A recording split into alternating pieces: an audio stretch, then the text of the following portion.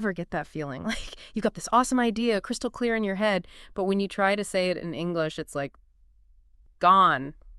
Or you know what you want to say, but when it comes out, it's all stiff or formal. Just not. Oh, yeah. That frustration where your thoughts, they're stuck inside, not quite making it out in English. I hear that a lot. It's not just grammar rules or how many words you've memorized. It's deeper. Right. It's that confidence thing. How to feel confident when you're speaking English. That's what we're all about today. Not going to be a lecture, though. Promise. No textbooks here. We went digging. Found advice from English learning podcasts, stories from people who've been there, tips and tricks.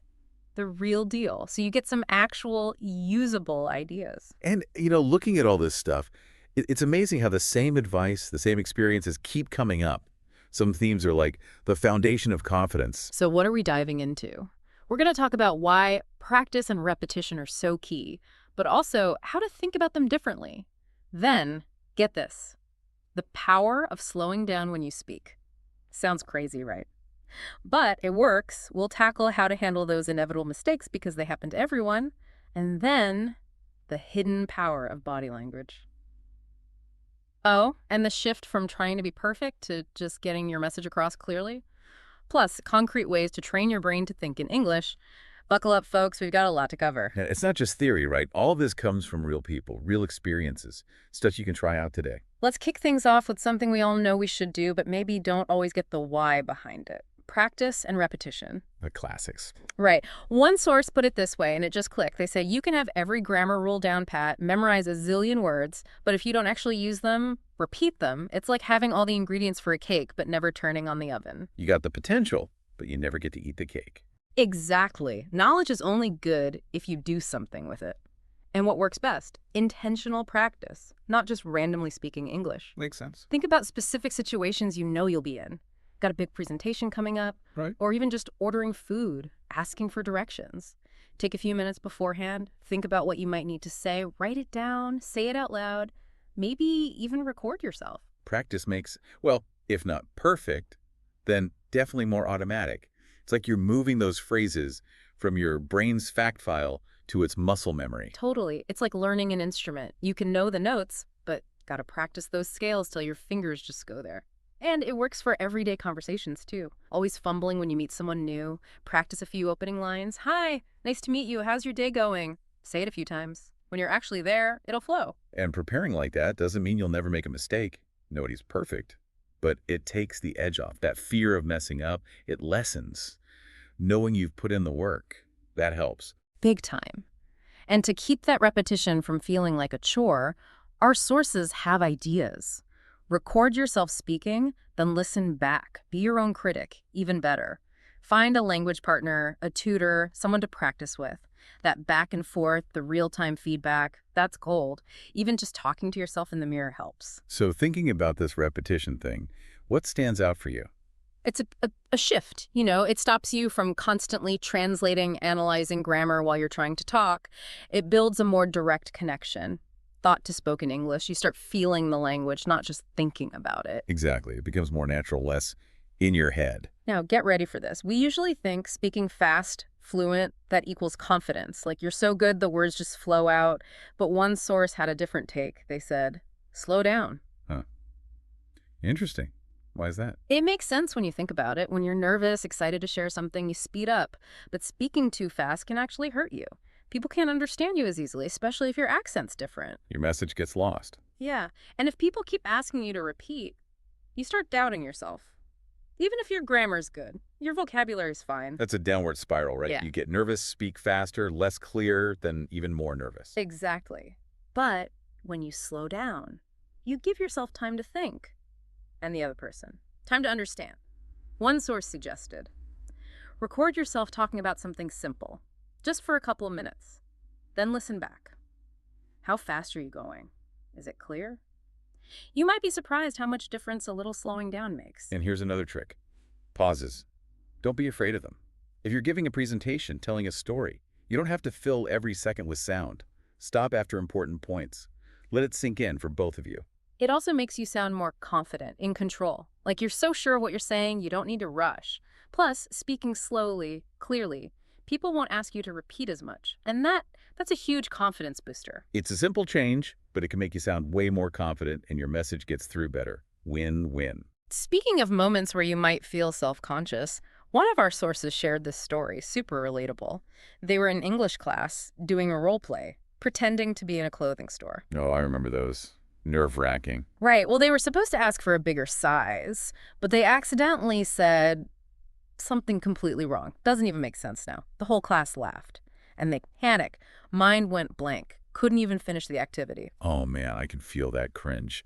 Like disappear under the table kind of cringe. Totally. And years later, they still kind of cringed remembering it. But here's the takeaway. Those awkward moments, those mistakes, they're going to happen. And it's actually good. You can't build real confidence by avoiding every situation where you might mess up. Stepping out of your comfort zone is how you grow. It's like first you want to run away from anything uncomfortable, but then you realize that's also running away from getting better. Exactly. And this person, after that experience, preparation became their thing. They realized back then they hadn't really thought about what they wanted to say, didn't have the vocabulary. Now they're proactive. If they know they got to speak English, they think it through beforehand. But it's not about being perfect, is it? Nope. And that's key. The same person said, even when you make a mistake and you will, sure, it's okay to laugh it off. That was their turning point. Instead of freezing up, they learned to find the funny side. Honestly, those situations can be hilarious if you let them be. And each time you get through one, even if it's a little bumpy, it builds your confidence, like a muscle getting stronger. You reframe it, right? It's not a failure, not a sign you're bad. It's feedback. It makes you more relatable, even. The goal isn't perfect English. It's to communicate, to be understood. Shifting gears now, from words to something we often forget about. Body language, how you carry yourself, and your mindset, too. One person we looked at, people told them they seemed really confident when they spoke English, but inside, super nervous. Their secret. They focused on how they looked. So like faking it till you make it. Kind of. It's more like your outside affects your inside. You stand tall, make eye contact, even briefly. Keep your shoulders relaxed, don't cross your arms. Use open, welcoming gestures when you talk. Even if you're nervous inside, those little things project confidence. And breathing, right? Yeah. When you're anxious, your breath gets all shallow, fast, makes your voice shaky. Exactly. But slow, deep breaths from your belly calms you down, makes your voice stronger, steadier. Combine that with confident body language and bam, extra layer of assurance, even if you don't feel 100% about your English. It's like the whole package matters, not just words, but how you present yourself. That boosts your confidence too. For sure. Stand tall, breathe deep, open up that body language. Might feel weird at first, but you'll be surprised how much more confident you feel and sound. Okay, let's talk about the holy grail for a lot of English learners. Thinking directly in English, no more translating in your head. One source said it straight up. Want to be fluent, confident, train your brain to think in English. Bold statement. It is. But it makes sense. When you translate, you add so many steps. First, the thought in your native language, then translate to English. Then, does this sound right? And then you say it. By then, the conversation's moved on, you're lagging behind, feeling frustrated. You're playing catch up in your own head. Right. But think in English, you skip all that. Faster responses, they sound more natural, you're more spontaneous, your thoughts and words are connected. No delay, no filter. And it affects more than just speed. Your pronunciation, your word choices, they become more natural. When you translate, you might pick words that are technically correct, but sound a little off. It's like missing the vibe. Native speakers use idioms, slang, stuff that doesn't translate neatly. When you think in English, you start using those naturally. We read about this woman, Maria. Learned English for years, but always felt slow, hesitant. What? Translating. Started thinking in English. Confidence skyrocketed, spoke almost twice as fast. Wow, that's amazing. And our sources pointed out signs you might still be in that translation mode. Pausing a lot before speaking, even if you know the words.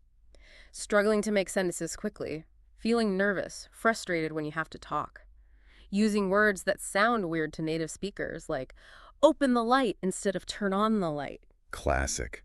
So how do you actually train your brain to think in English? Our sources have some cool ideas you can try out today. Okay, hit me with them. Start simple. Think in single English words, short sentences. Don't gotta jump into deep thoughts right away. Just narrate your day. I'm getting out of bed. I'm making coffee. Simple stuff. Makes sense. Another one. Label things around your house with sticky notes. In English, of course. Helps your brain connect the word directly to the object. No translation needed. I like that. Visual and practical. And talk to yourself in English. Might feel silly, but it works. Describe what you see, what you're doing, anything. Walking down the street, the sun is shining, there are many cars, that building is tall. Just get those words flowing. I do that sometimes without realizing it. See? It's already there. Another good time before you go to sleep. Think about your day, what you did, what you're going to do tomorrow, all in English. Like a mental recap. Exactly. And use your imagination. If you don't get to talk in English much, make up conversations in your head. Pick a topic, a situation, and play it out. In English, of course. Like practice for the real deal. Exactly. And here's a sneaky one. Change the language on your phone, laptop, apps, everything to English. You're constantly seeing it, your brain gets used to it. I did that once, felt lost for a week. But it did help. It's like immersion therapy for your brain. And of course, surround yourself with English. Podcasts, videos, articles, whatever you enjoy. The more you hear and read it, the easier it gets to think in it. Makes sense. The most important thing. Yeah. Be patient. Don't get discouraged if it doesn't happen overnight. This is a long game. Like any new skill, it takes time, effort, persistence. So to recap those thinking in English tips, start simple. Label things. Talk to yourself. Think before sleep. Imagine conversations. Change your tech to English. Immerse yourself and be patient. Of that whole list, what feels easiest to start with? I think narrating your day. It's so simple you can do it anywhere, anytime. And changing your device language. Might be annoying at first, but you're constantly exposed to English. Both great choices. Yeah. Now, our sources also talk about mental blocks, things that stop us from thinking in English. One big one, fear of making mistakes. People get so worried about sounding dumb that they don't even try. Yeah, after that classroom story, I get it. You gotta remember, mistakes are normal. They're how you learn. Even native speakers mess up sometimes. Focus on getting your message across, not on being perfect. Right. Don't think, what if I'm wrong? Think, how can I say this? Another block. Lack of confidence. People think their English isn't good enough to even try thinking in it. That's where positive self-talk comes in. Don't focus on what you're bad at. Focus on what you've learned, how much you've improved. Tell yourself, I'm getting better every day, not, I suck at English. Your thoughts become your reality, Another hurdle. That habit of translating. If you've always learned English through translation, your brain's wired for it. But with practice, you can rewire it. It's like building a new path in your brain. Takes time, but it's possible. And last but not least, discouragement. Feeling like you're not progressing fast enough. Learning a language, especially thinking in it, it's a journey. Ups and downs. Gotta celebrate the small wins. So to break those mental blocks, let go of that fear of mistakes. See them as learning. Build your confidence. Acknowledge your progress. Break the translation habit. Practice thinking directly. And be patient. Trust the process. Thinking in English isn't about being fluent overnight. It's about taking those steps one at a time. Wow, we covered a lot today. We talked about practice, repetition, slowing down, dealing with mistakes, body language, mindset, and all those techniques for thinking in English. It all comes back to this. Building confidence in speaking English, it's an active thing you do. It takes effort, stepping out of your comfort zone and changing how you see mistakes and perfection. So, as we wrap up, here's a thought. What's one small thing you can do right now or later today to build your speaking confidence? Maybe next time you order coffee, you slow down, speak clearly. Or pick 3 things around you. Name them in English in your head. What strategy resonated with you? How can you fit it into your day? What's that tiny step you can take today? It's those little steps done consistently that lead to big changes. Until next time, keep practicing, keep learning, keep pushing yourself, and most importantly, keep having fun with English. We'll be back soon with another deep dive. See you then.